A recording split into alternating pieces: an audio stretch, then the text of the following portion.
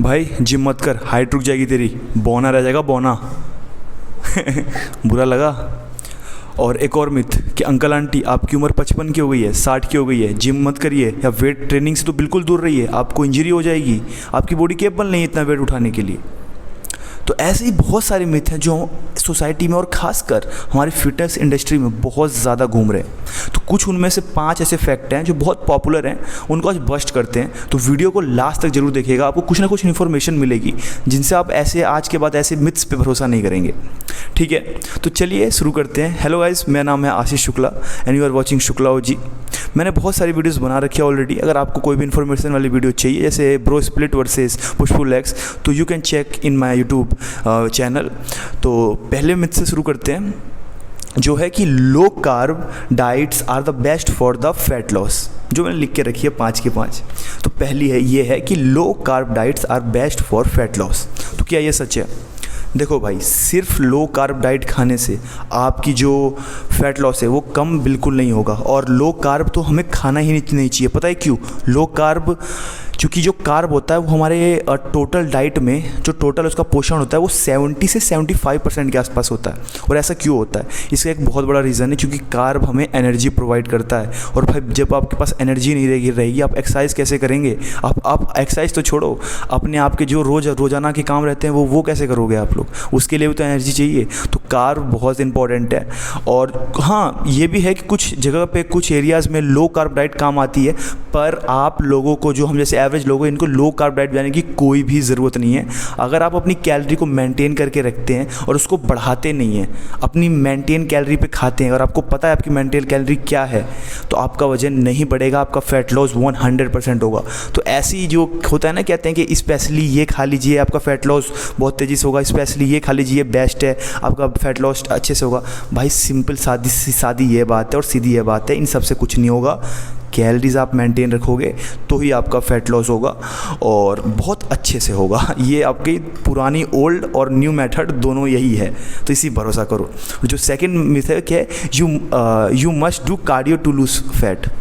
मतलब कार्डियो ये होता है कि आपको ज़ोर ज़ोर से आपका दिल धड़कना चाहिए, ऐसा जिसमें आपका दिल बहुत जल्दी बीट करे। जैसे दौड़ना हो गया, कोई ऐसी एक्सरसाइज हो गई जिसके अंदर आप बहुत ज़्यादा चल रहे हैं, मतलब आपकी सांसें फूल रही हैं, ऐसी एक्सरसाइज, कार्डियो वाली एक्सरसाइज। तो भाई सिर्फ कार्डियो करने से ज़रूरी नहीं है कि सिर्फ कार्डियो करो और सिर्फ कार्डियो ही करने से आपका जो फैट लॉस है वो होता है। आप बॉडी बिल्डिंग कर रहे हैं, आप पुश पुल लेग्स कर रहे हैं, मिक्स एक्सरसाइज मार रहे हैं, उससे भी आपका फैट लॉस होगा और बहुत अच्छे अमाउंट में होगा। हाँ, ये है कि हमें कार्डियो करते रहना चाहिए, पर सिर्फ कार्डियो करने से ही फैट लॉस होगा ऐसी भी कोई बात नहीं है। आप आराम से 1 घंटा अपने शरीर को दीजिए बॉडी बिल्डिंग में, आप जिम जाइए, वेट ट्रेनिंग कीजिए, ठीक है, तो वो इनफ होगा आपके फैट लॉस को आपका फैट लॉस स्पीड से कम करने के लिए, और आपकी बॉडी पे जल्दी फैट भी नहीं चढ़ेगा। अगर आप प्रॉपर डाइट ले रहे हैं तो, अगर आप उल्टी पुल्टी डाइट खा रहे हो ना भाई, तो कार्डियो भी कर लो, कोई फ़ायदा नहीं होगा। अगर आपकी डाइट अच्छी है तो 1 घंटे की जिम भी बहुत ज़्यादा है और बहुत अच्छी है और इनफ है आप लोगों के लिए, ठीक है। तो ऐसा नहीं है कि सिर्फ कार्डियो से फैट लॉस होता है। एक्सरसाइज कोई भी करो, डाइट मेंटेन रखोगे, प्रोटीन अच्छा होगा, कैलोरी सरप्लस में नहीं खाओगे, तो आपकी जो फैट लॉस है वो होगा बिना कार्डियो को भी। आपको कार्डियो की भी ज़रूरत नहीं है, पर लोग शामिल करते हैं कार्डियो को, क्योंकि ये आपके हार्ट के लिए बहुत अच्छी चीज़ होती है। तो कार्डियो आप रख सकते हैं, मैं तो हफ्ते में करता हूँ 2 बार कार्डियो कम से कम, तो आप लोग भी अपने हिसाब से कर सकते हैं। जो थर्ड मिथ है वो ये है कि supplements are necessary for muscle growth, यानी जो सप्लीमेंट है उनके बिना आपकी बॉडी नहीं बन सकती। आपने बहुत जगह सुना होगा लोगों के लिए कि भाई तू क्रिएटिन ले ले या क्रिएटिन खा ले, तेरी बॉडी बन जाएगी। भाई मैं एक एंशिएंट जो हमारे बॉडी बिल्डर्स थे पुराने ज़माने के, अगर उनका एग्जाम्पल दूँ तो उनके पास क्रिएटिन था उस समय। क्रिएटिन तो छोड़ो, प्रोटीन पाउडर जो हमारे पुराने एस्थेटिक बॉडी बिल्डर्स थे उनके पास था। उन्होंने बॉडी कैसे बनाई? उन्होंने भाई नेचुरल सोर्सेज से बॉडी बनाई है, प्रोटीन खा के, लाइक एग्स हो गया, पनीर, मिल्क, योगर्ट, नेचुरल चीज़ों से उन्होंने खा के बॉडी बनाई है। और उनके बहुत सारे, मैं आपके पुराने बॉडी बिल्डर्स की फ़ोटो यहाँ लगा दूंगा मेरे बगल में, इनकी बॉडी देखिए आप। ये पुराने आपके तब के हैं जब आपका प्रोटीन पाउडर भी नहीं आया था मार्केट में उतने ज़्यादा अमाउंट में। तो ये तब की बॉडी है इन लोगों की, और इतनी अच्छी बॉडीज़ हैं। तो ज़रूरी नहीं है सप्लीमेंट आपको लें। सप्लीमेंट आपको तब लेने की ज़रूरत है जैसे कि आप लोग, जैसे हमारी इंडियन डाइट है, इसमें हम लोग कम्प्लीटली प्रोटीन को पूरा नहीं कर पाते हैं हमारी बॉडी के हिसाब से, ठीक है, तब हमें 1 स्कूप या 2 स्कूप प्रोटीन लेने की ज़रूरत पड़ती है। या फिर क्रिएटिन भी आप ले सकते हैं। मैं तो कह रहा हूँ, मैंने आज तक क्रिएटिन नहीं लिया और मैंने बिना क्रिएटिन के ऐसी बॉडी बनाई है जिससे मैं सेटिस्फाइड हूँ, और मैं और भी अच्छा कर सकता हूँ इससे, अगर मैं थोड़ा और ज़्यादा अपने डाइट पे और ट्रेनिंग पे फोकस करूँ तो सप्लीमेंट्स बिल्कुल भी ज़रूरी नहीं है। कोई आपसे बोले भाई तू प्रोटीन ले तभी तेरी बॉडी बनेगी, तू प्रोटीन का डब्बा खरीद, बिल्कुल बेकार चीज़ है। मैं आगे जाके अगर मैं कभी प्रोटीन का ऐड करूँगा तो मैं आपको ये ज़रूर बोलूँगा, अगर आपकी वो डाइट से प्रोटीन पूरा नहीं हो रहा है तभी आप प्रोटीन का ये डब्बा लें, वरना ऐसे कोई ज़रूरत नहीं है आपको, ठीक है। जब आपके पास डाइट अच्छी है, न्यूट्रिशन आप अच्छा ले रहे हैं, तो आपको बाहर से प्रोटीन लेने की कोई आवश्यकता नहीं है। आपके पैसे ही बर्बाद होंगे भाई, और कोई बड़ी चीज़ नहीं कर देगा वो, आपको कोई बॉडी बिल्डर नहीं बना देगा जिससे आपके बाइसेप बड़े हो जाएंगे, ऐसा कुछ नहीं होगा, ठीक है। तो अगली है कि body builder is only for young people. Young people में भी इनका कहने का मतलब है कि जो आपके 17-18 के या फिर 19-20 के, 21 साल या 22-25 साल ऐसे लोग हो गए, उनके लिए बॉडी बिल्डिंग है। हाँ, उनके लिए है। तो क्या उनके लिए नहीं है जो 10 साल के हैं? उनके लिए भी है। और क्या वो लोग वेट ट्रेनिंग नहीं कर सकते जो 50-55 साल के हैं? देखो, मैं अभी यहाँ पे अपने इस किसी भी साइड में एक फ़ोटो लगाऊंगा जहाँ पे आप लोग देखेंगे एक ऐसे बॉडी बिल्डर की फ़ोटो मैं लगा रहा हूँ, या फिर ऐसे वेट लिफ्टर की फ़ोटो है जिसकी उम्र 60 या फिर 55 से तो ऊपर ही है भाई, और उसको बहुत सारे अवार्ड मिल रखे हैं। वो कितने का वेट उठा रहा है? 200-300 किलो का वेट उठा के डेड लिफ्ट मार रहा है और क्या नाम है, स्क्वाट्स मार रहा है। तो इनकी उम्र भी देख लो, ये लोग अभी भी वेट ट्रेनिंग कर रहे हैं। और आप साइंटिफिक स्टडीज़ में अगर जाएंगे तो अगर आप वेट ट्रेनिंग कर रहे हैं किसी भी उम्र में अपने हिसाब से वेट ट्रेनिंग और एक अच्छे गाइडेंस से वेट ट्रेनिंग कर रहे हैं, अगर इंजरीज से आप बच रहे हैं, अगर आपके पास अच्छी गाइडेंस है, आपको इंजरी नहीं हो रही है, इंजरीज से आप बच रहे हैं, तो वेट ट्रेनिंग आपके 55-60 साल की उम्र में भी बहुत अच्छी चीज़ है।